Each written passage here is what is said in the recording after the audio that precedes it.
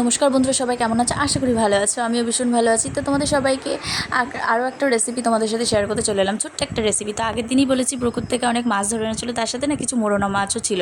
তো দেখো মোরলা মাছগুলো না এত সুন্দর হয়েছিল। তো বেশ কিছুদিন ধরে না আমের টক খাওয়া হচ্ছিলো মোরলা মাছ দিয়ে। তো আজকে ভাবলাম একটু নতুনভাবে খাওয়া যাক আর কি।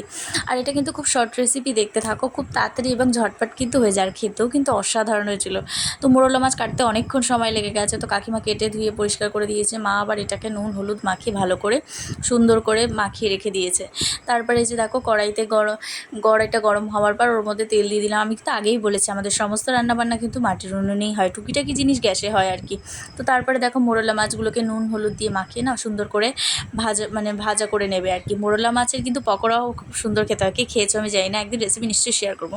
তো তারপরে ছোটো ছোটো টুকরো করে রাখা আলুটাকে ভালো করে সুন্দর করে ভেজে নেবে আর কি মা, সুন্দর করে।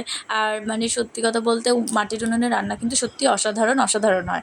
তো তারপরে যে কেটে রাখা টুকরো টুকরো করে বেগুন, এগুলো কিন্তু আমাদের গাছেরই আর কি, মাঠে একটা গাছ ছিল, তার থেকে যে টুকিটাকি যে বেগুনটা হয়েছে সেটা দিয়েই আজকে এই রেসিপিটা হচ্ছে আর কি। আর গাছের লঙ্কা আর কি, তাই দিয়ে ভালো করে মা নুন হলুদ দিয়ে সুন্দর করে ভেজে নেড়ে চেড়ে নিয়ে ওটাকে একটু কষে নিয়ে ওর মধ্যে জল দিয়ে দিল পরিমাণ মতো। এবার এটা ফোটার জন্য ওয়েট করবে আর কি। ফোটার পরে মানে আর কি একটু জলটা যখন একটু শুকনো শুকনো ভাব হয়ে আসবে, সেদ্ধ হয়ে আসবে, তখনই ভেজে রাখা যে মাছগুলো ওর উপর দিয়ে ছড়িয়ে দেবে। দিয়ে ভালো করে সুন্দর করে নেড়ে চেড়ে নিয়ে জলটা যখন শুকনো শুকনো হবে, তো পরিবেশনে যে হয়ে গেছে আমাদের মোরলা মাছের বেগুন আলু দিয়ে তরকারি আর কি। তরকারিও বলতে পারি, আবার মাছের চচ্চড়িও বলতে পারি আর কি। তো খেতেও যেমন হয়েছিল, গরম ভাতের সাথে পরিবেশন করে কাউকে খেতে দেবেন বা নিজে খাবেন, অসাধারণ খেতে হবে। তো বন্ধুরা, আজকে ব্লগটা এখানে শেষ। ভালো লাগে লাইক কমেন্ট শেয়ার করতে ভুলবেন না কিন্তু। Bye bye, tata.